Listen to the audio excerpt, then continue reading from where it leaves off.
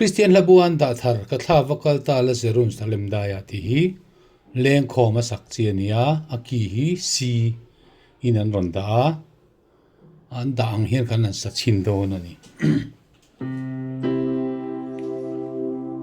ka thla vakal ta la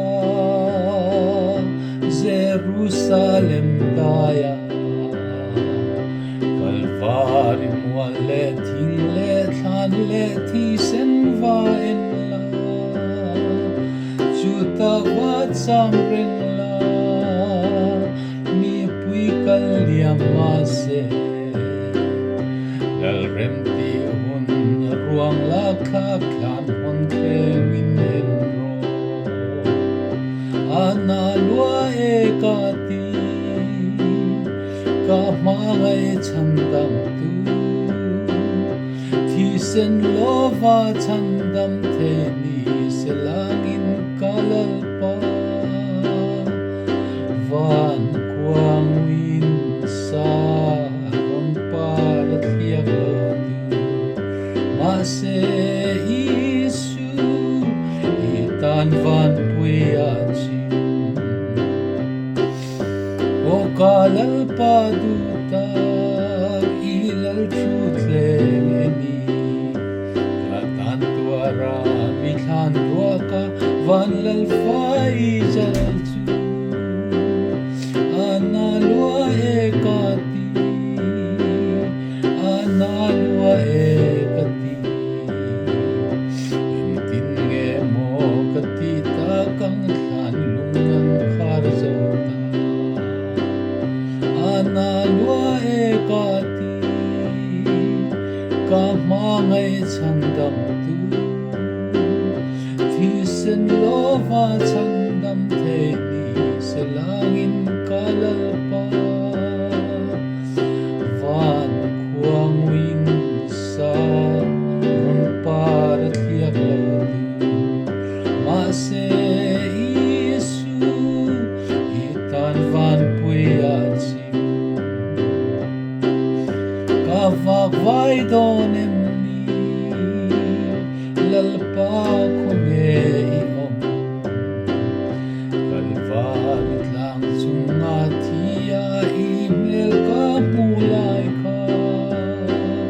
tuna ka beya don kalungai ya lo zua kalal kalungai mele o ka thinunga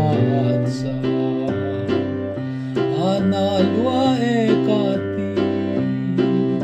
ka mangai chandam tu thi sen lova chandam the ni selangin kalal pa van khuang win sa ron par thiak lo tu ma se isu itan van puya chi ka man thi sen na ni van lal ta kaloni vel sumrang ka sak lova thi sen atlan ka ni ka pa in lam ka fia buena chumpia rama chuta aman min la ruayang zayon tlang ka rama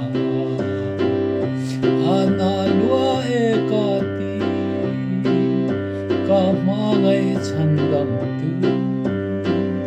thi sen lova chandam the ni selangin kalal pa van khuang win sa ron par thiak lo tu ma se isu itan van puya chi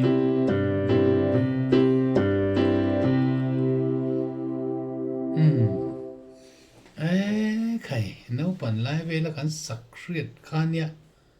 sak dan po kha dik chen sak dan ne chu nen ang lawang kan no pan lai chuan hi ka thla vakal ta la Jerusalem daya Jerusalem daihah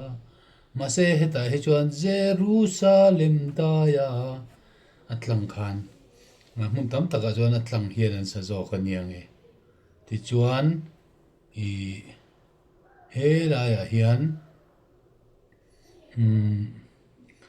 ka tan tuara mi thlan ruaka van lalfa I zal chu ti turan hei ka sakhan ka sadik chia lo mai theya van lalfa I zal chu ani du tok le pot mayang